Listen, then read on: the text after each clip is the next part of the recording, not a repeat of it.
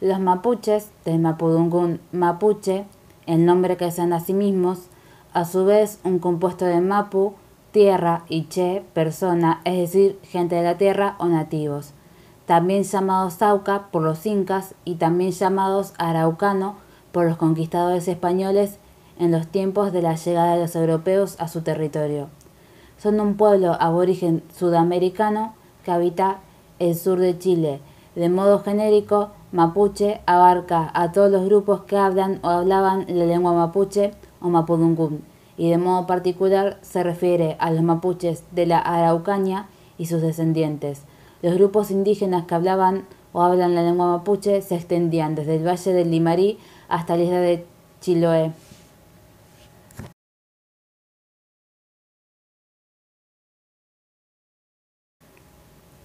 El origen de los mapuches no se conoce con mucha certeza, sin embargo, se sabe que hacia el siglo V de nuestra era ya existían manifestaciones culturales de la depresión intermediaria, que pueden rastrearse hasta la época actual. Se mencionan como posibles antecesores de los mapuches a los grupos creadores de las culturas Bato, el Berguel, Lioyelo y Pitrén.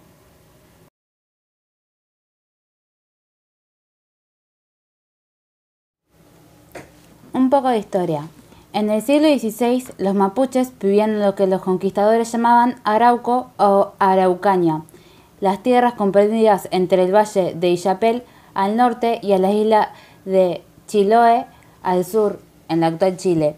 Los españoles lucharon duramente para conquistar a los araucanos, pero no pudieron dominar al pueblo guerrero y tenaz. Anteriormente, hacia fines del siglo XV, los incas habían penetrado la tierra de los mapuches y parecía ser que en la zona norte ejercieron su dominio, aunque no hubo una absorción de su cultura.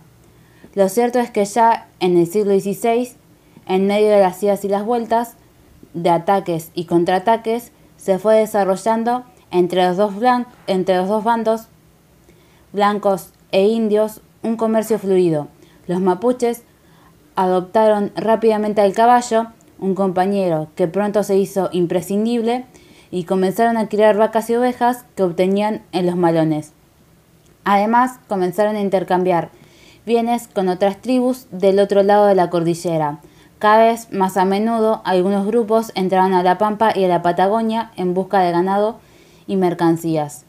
Durante el siglo XVIII, muchas tribus se establecieron definitivamente en lo que hoy es Argentina. El proceso de mezcla de aspectos culturales en los pueblos de la Araucanía con los pueblos de la Pampa y el norte de la Patagonia es conocido como araucanización.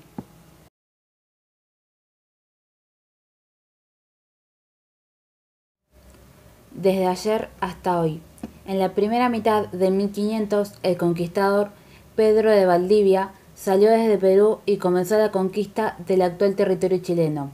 Para subsistir, los españoles necesitaban esclavos indígenas, pero los araucanos eran un pueblo luchador y el estado de guerra fue casi permanente. Hacia fines del siglo XVI, los aborígenes se hicieron realmente fuertes y los españoles decidieron que sería muy fácil conquistarlos. Comenzaron entonces las expediciones esclavistas del otro lado de la cordillera de los Andes, aunque algunos exploradores ya se habían internado en el actual territorio argentino.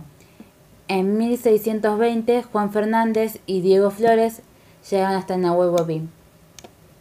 Esta presión de los españoles, la fertilidad del suelo, que hoy es Argentina, y casi la luna de resistencia puesta por los habitantes del lado de la cordillera, los tehuelches septentrionales y meridionales, hizo que una rama del pueblo araucano, los mapuches, invadieran prácticamente toda la Patagonia, hasta áreas de ciudades hoy conocidas como Bahía Blanca e incluso Mar del Plata. Sin embargo, fue durante los años de 1800 cuando el pueblo mapuche comienza a encontrarse con un oponente que pondría fin a sus días, y es el hombre blanco de hoy, llamado criollo para nosotros o huinca por ellos. Luego de soportar diferentes ataques y dar respuestas por medio de los llamados malones, en 1879 comienza el primer embate serio contra el pueblo mapuche. por medio de la primera campaña del desierto enviadas por Roca, ministro de guerra de esos días.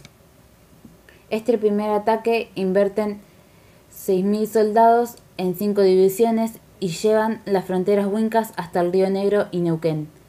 Hubo una segunda campaña en el año 1881, se envía la tercera y última campaña del desierto y arremetía contra el pueblo aborigen.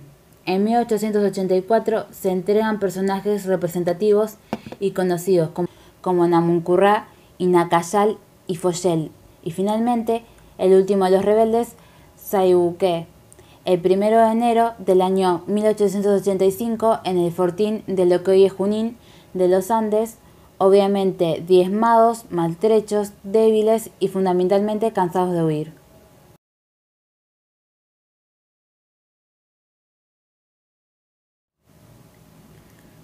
Mapuches de hoy. En nuestros días existen muchas comunidades mapuches, tanto en Argentina, en Neuquén, Río Negro, Chubut, Buenos Aires y La Pampa, como en Chile. Además, gran cantidad de aborígenes viven en las ciudades y pueblos.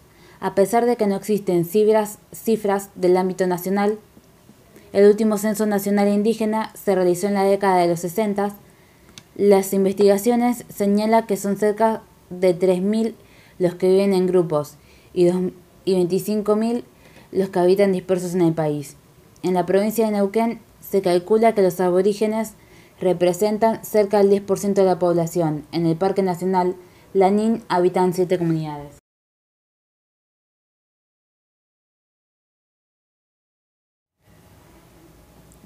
La situación actual.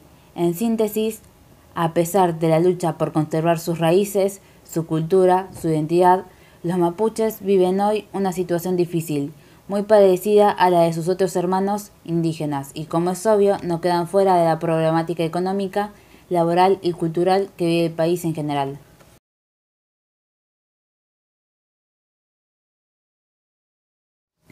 Vivienda. El hogar de los mapuches, llamada ruca, en su lengua era de paja y de barro, de forma redonda con techo rectangular.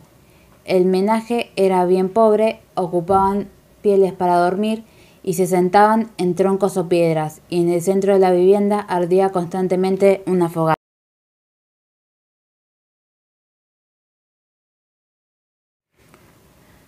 Construcción de la ruca. Para construir su ruca debían avisar a un superior para dar aviso al resto del pueblo. Así, el futuro dueño de la ruca debía recolectar los elementos para la construcción, mientras que el pueblo, junto con él, trabajaba construyendo la ruca, realizando un trabajo comunitario llamado rucatún o rucán.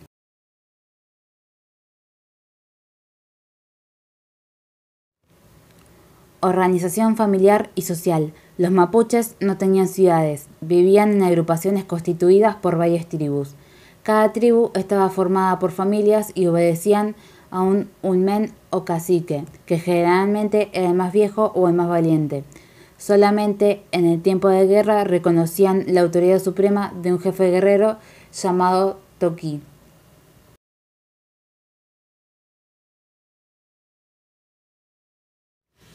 El traje de la mujer. El cupán, un paño rectangular de lana negra, envuelve el cuerpo femenino y está sujeto a un hombro con un alfiler. Es ceñido con una faja decorada con trarúgue y una manta negra o cuya cubre la espalda. Un delantal de género es de uso más reciente. Ornamentos de plata, cintos, aros, alfileres y pectorales marcan su feminidad y el prestigio económico de su familia.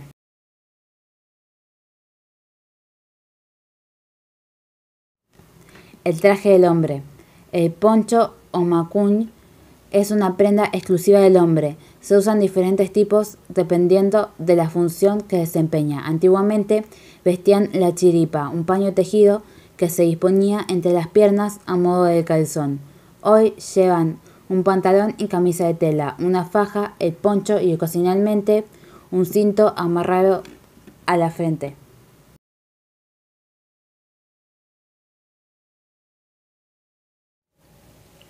Principales grupos. Los nombres asignados son deíticos y dados tomando como punto de referencia al grupo mapuche de la Araucanía.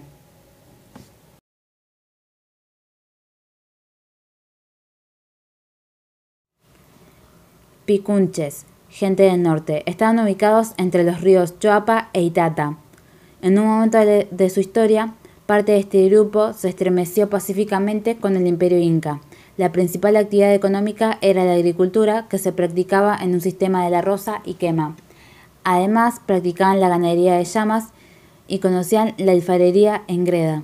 Su desaparición como pueblo se debe a la aculturación y mestizaje de los colonizadores españoles. De esta mezcla surgió la mayor parte de la población que habita la zona central de Chile.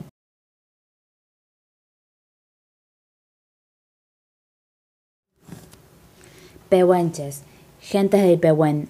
En el siglo XVI, los llamados pehuenches antiguos ocupaban las regiones montañosas a ambos lados de la cordillera de los Andes.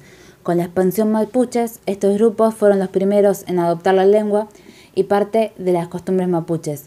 Hacia fines del siglo XIX, la región estaba poblada solo por gente de habla mapuche y cultura mezclada. La organización política de la nación llevó a las autoridades a tener mayor control fronterizo, impidiendo de este modo la libre circulación del pueblo pehuenche. Los pehuenches antiguos son descritos como altos, delgados, ágiles y de tez oscura. Se relacionan mucho con sus vecinos huarpes, aprendiendo de ellos técnicas de cacerías. Sus vestimentas podían ser hechas del cuero de animales, adornándolos con plumas de ñandú u otras aves. Actualmente, este pueblo se encuentra ubicado entre la 8ª y 9ª región de Chile, siempre en la cordillera. Dependiendo de la estación del año, se sitúan más arriba o más abajo de los cerros. En invierno, por ejemplo, evitan las frías temperaturas bajando los valles. Su fuerte supervivencia son las recolecciones estivales y los productos obtenidos de la crianza de los animales.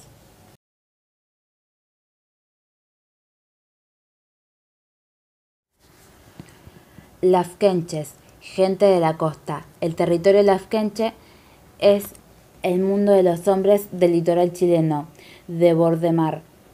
Las vestimentas de la cordillera, de la costa o alrededor del lago Budi en la actualidad se localizan comunidades lafkenches al sur de la provincia de Arauco.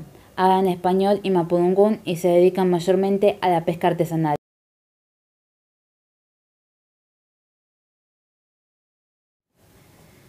Biografía de Caifulcurá. Caifulcurá nació al oeste de los Andes, en Lima, en Gulú, Mapú. Sin embargo, otra versión sitúa su nacimiento entre Pitrufquén y el lago Cólico, también en el actual territorio chileno, posiblemente entre 1760 y 1780, e incluso en una fecha tardía como 1790. Hacia 1830, Caifulcurá cruzó los Andes y se radicó en las grandes llanuras pampeanas, llamado por los indios boroas, que, haciendo incumplido los acuerdos que tenían con la provincia de Buenos Aires, recibían constantes reclamos y amenazas por parte del gobernador Juan Manuel de Rosas. Estos caciques, especialmente de Rodendao y Melín, y tal vez otros, como Cañuquir y Cañuilán, y otros, pidieron la protección de Caifulcurá. Pero cuando éste cruzó los Andes, aquellos que habían parlamentado y acordado la paz con Rosa, impidieron que Caifulcurá pasara a malonear sobre la provincia, lo que provocó la ira de Caifulcurá al verse traicionado. Al regresar se enteró que en Tandil, el cacique Toriano, muy estimado de Caifulcurá, fue asesinado y dirigió la venganza contra Rodendao y Melín el 9 de septiembre de 1834 y dijo que por voluntad del dios Huenechen, él fue elegido como cacique general de las Pampas. Entre los pueblos habitantes de la Pampa y la Patagonia no existía confianza, ya que estaban en un estado de paz armada entre las tribus que se quebraba al menor indicio de desconfianza, provocando constantes guerras entre las diversas tribus. En 1837 derrotó y mató con 1000 lanzas al cacique mapuche Boronga, procedente de la Araucanía. Railef, junto a 500 de sus guerreros, en un lugar llamado Kentuco, sobre el río Colorado, después de que éste había realizado un maldón con 2.000 indígenas sobre Buenos Aires, Córdoba y Santa Fe y regresaba a la Araucanía con 100.000 cabezas de ganado. Dominó un extenso territorio con la mayor parte de las provincias de Buenos Aires, San Luis y el sur de Mendoza y las actuales de Neuquén, Río Negro y La Pampa. Calfucurá había sido el más acérrimo enemigo de Rosas. Recién hacia 1841 se produjo la pacificación y Rosas entonces le otorgó a Calfucurá el rango de coronel del ejército de la Confederación Argentina y entró en alianza con él, como ya la tenía con muchos borogas, pampas, tehuelches y huiliches, firmando un pacto por el que debía recibir anualmente 1.500 yeguas, 500 vacas, bebidas, ropas, yerba, azúcar y tabaco. Calfucurá asistió con guerreros a Rosas en la batalla de Caseros el 3 de febrero de 1852, que culminó con la caída de Rosas y el ascenso triunfante del gobernador de Entre Ríos, Justo José Urquiza. Al día siguiente atacó Bahía Blanca con 5.000 guerreros y robó 65.000 cabezas de ganado. Hizo la guerra al gobierno establecido en la Argentina intermitentemente a partir de la caída de Rosas. A partir del derrocamiento de Rosas, la pacificación alcanza hasta el momento con casi todas las tribus de distintos orígenes y especialmente con Calfucurá.